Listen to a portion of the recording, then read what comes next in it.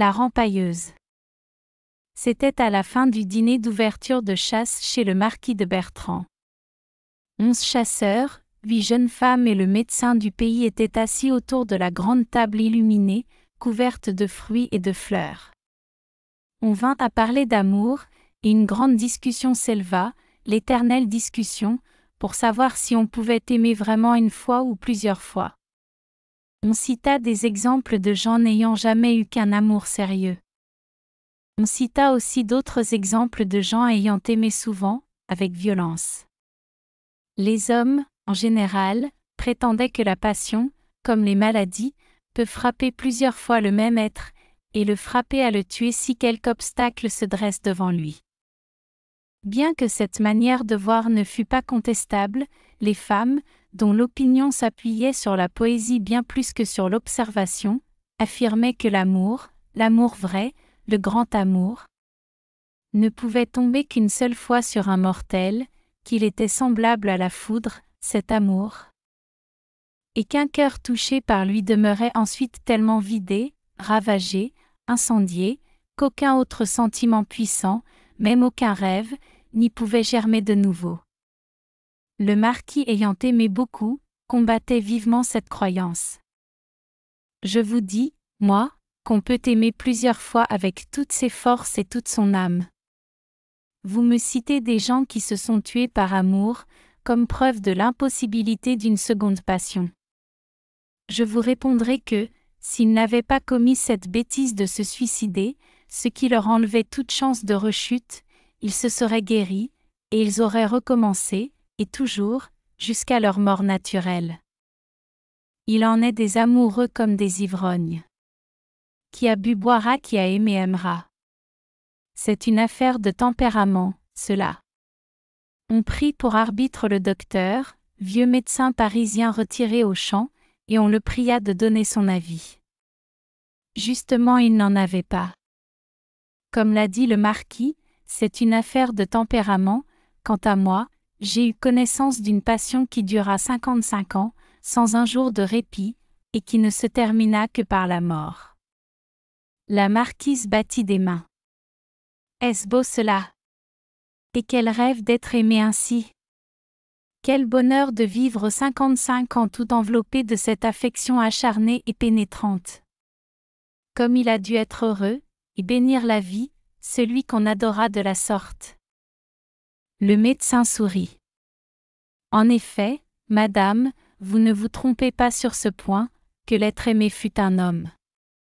Vous le connaissez, c'est monsieur Chouquet, le pharmacien du bourg. Quant à elle, la femme, vous l'avez connue aussi, c'est la vieille rempailleuse de Chaise qui venait tous les ans au château. Mais je vais me faire mieux comprendre.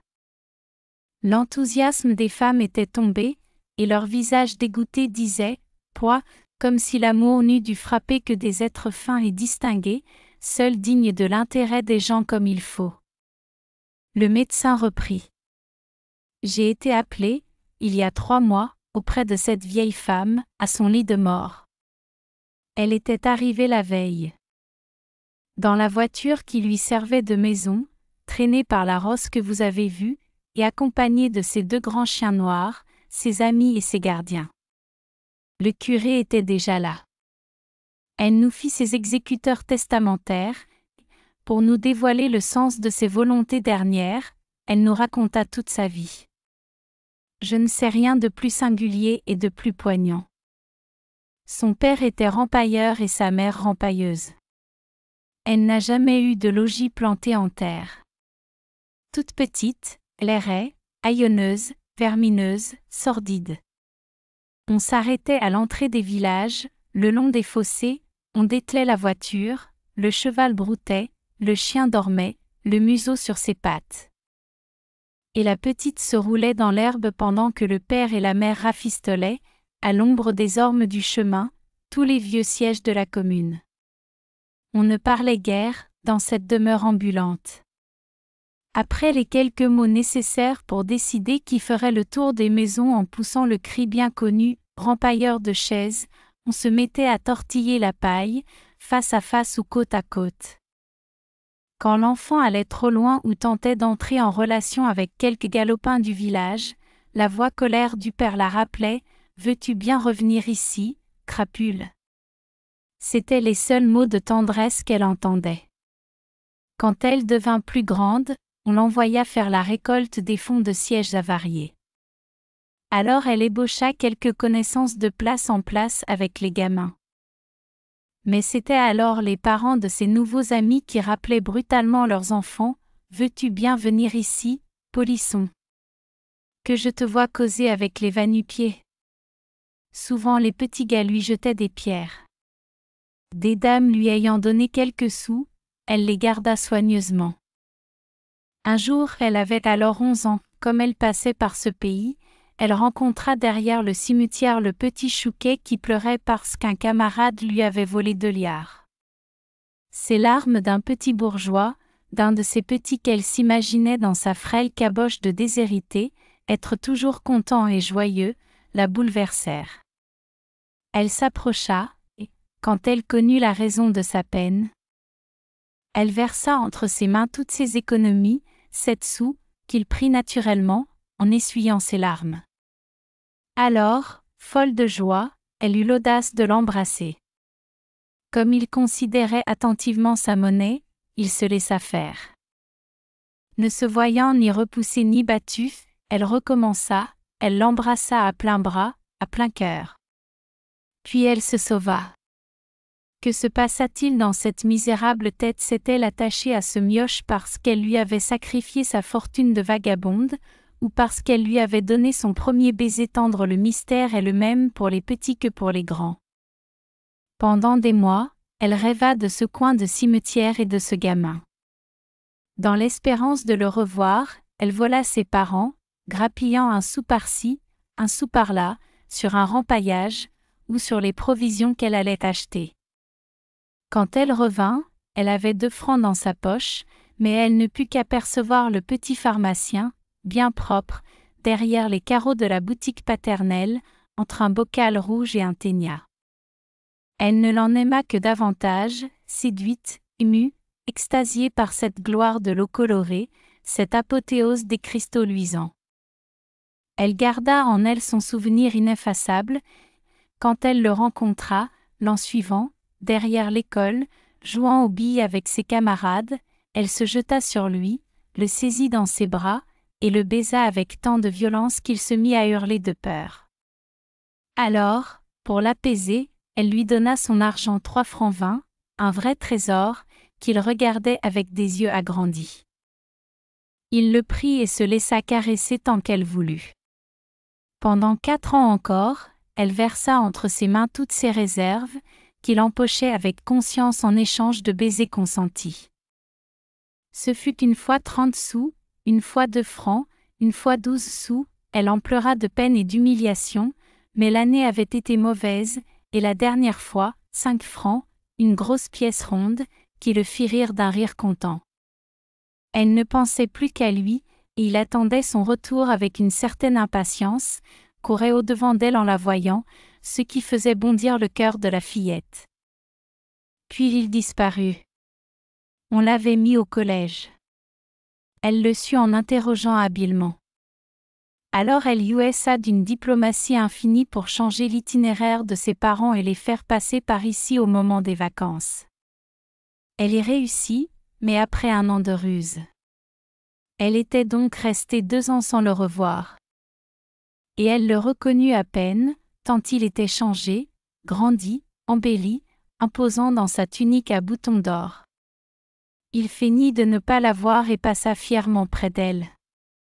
Elle en pleura pendant 2 jours, et depuis lors elle souffrit sans fin. Tous les ans elle revenait, passait devant lui sans oser le saluer et sans qu'il daignât même tourner les yeux vers elle. Elle l'aimait éperdument. Elle me dit, c'est le seul homme que j'ai vu sur la terre, monsieur le médecin, je ne sais pas si les autres existaient seulement. Ses parents moururent. Elle continua leur métier, mais elle prit 2 chiens au lieu d'1, 2 terribles chiens qu'on n'aurait pas osé braver. Un jour, en rentrant dans ce village où son cœur était resté, elle aperçut une jeune femme qui sortait de la boutique Chouquet au bras de son bien-aimé. C'était sa femme. Il était marié. Le soir même, elle se jeta dans la mare qui est sur la place de la mairie. Un ivrogne attardé la repêcha et la porta à la pharmacie. Le fils Chouquet descendit en robe de chambre pour la soigner et, sans paraître la reconnaître, la déshabilla, la frictionna, puis il lui dit d'une voix dure : « Mais vous êtes folle. Il ne faut pas être bête comme ça. Cela suffit pour la guérir. » Il lui avait parlé. Elle était heureuse pour longtemps. Il ne voulut rien recevoir en rémunération de ses soins, bien qu'elle insistât vivement pour le payer. Et toute sa vie s'écoula ainsi. Elle rempaillait en songeant à Chouquet. Tous les ans, elle l'apercevait derrière ses vitraux. Elle prit l'habitude d'acheter chez lui des provisions de menus médicaments. De la sorte elle le voyait de près, et lui parlait, et lui donnait encore de l'argent. Comme je vous l'ai dit en commençant, elle est morte ce printemps. Après m'avoir raconté toute cette triste histoire, elle me pria de remettre à celui qu'elle avait si patiemment aimé toutes les économies de son existence. Car elle n'avait travaillé que pour lui, disait-elle, jeûnant même pour mettre de côté, et être sûre qu'il penserait à elle, au moins une fois, quand elle serait morte. Elle me donna donc 2327 francs. Je laissai à monsieur le curé les 27 francs pour l'enterrement, et j'emportai le reste quand elle eut rendu le dernier soupir. Le lendemain, je me rendis chez les Chouquet. Ils achevaient de déjeuner, en face l'un de l'autre, gros et rouges, fleurant les produits pharmaceutiques, importants et satisfaits. On me fit asseoir, on m'offrit un kirsch, que j'acceptai, et je commençai mon discours d'une voix émue, persuadé qu'ils allaient pleurer. Dès qu'il eut compris qu'il avait été aimé de cette vagabonde, de cette rempailleuse, de cette rouleuse, Chouquet bondit d'indignation, comme si elle lui avait volé sa réputation. L'estime des honnêtes gens, son honneur intime, quelque chose de délicat qui lui était plus cher que la vie. Sa femme, aussi exaspérée que lui, répétait « cette gueuse. Cette gueuse. Cette gueuse », sans pouvoir trouver autre chose. Il s'était levé, il marchait à grands pas derrière la table, le bonnet grec chaviré sur une oreille. Il balbutiait « comprends-on ça, docteur, voilà de ces choses horribles pour un homme. Que faire oh ? Si je l'avais su de son vivant, je l'aurais fait arrêter par la gendarmerie et flanquer en prison. Et elle n'en serait pas sortie, je vous en réponds. » Je demeurais stupéfait du résultat de ma démarche pieuse. Je ne savais que dire ni que faire. Mais j'avais à compléter ma mission.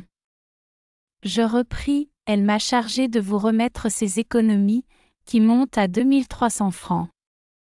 Comme ce que je viens de vous apprendre semble vous être fort désagréable, le mieux serait peut-être de donner cet argent aux pauvres. Ils me regardaient, l'homme et la femme, perclus de saisissement. Je tirai l'argent de ma poche, du misérable argent de tous les pays et de toutes les marques, de l'or et de sous-mêlés. Puis je demandai : « Que décidez-vous ? » Madame Chouquet parla la première, mais, puisque c'était sa dernière volonté, à cette femme, il me semble qu'il nous est bien difficile de refuser. Le mari, vaguement confus, reprit : « Nous pourrions toujours acheter avec ça quelque chose pour nos enfants. » Je dis d'un air sec : « Comme vous voudrez. » Il reprit : « Donnez toujours, puisqu'elle vous en a chargé, nous trouverons bien moyen de l'employer à quelque bonne œuvre. » Je remis l'argent, je saluai, et je partis. Le lendemain Chouquet vint me trouver et, brusquement, mais elle a laissé ici sa voiture, cette femme.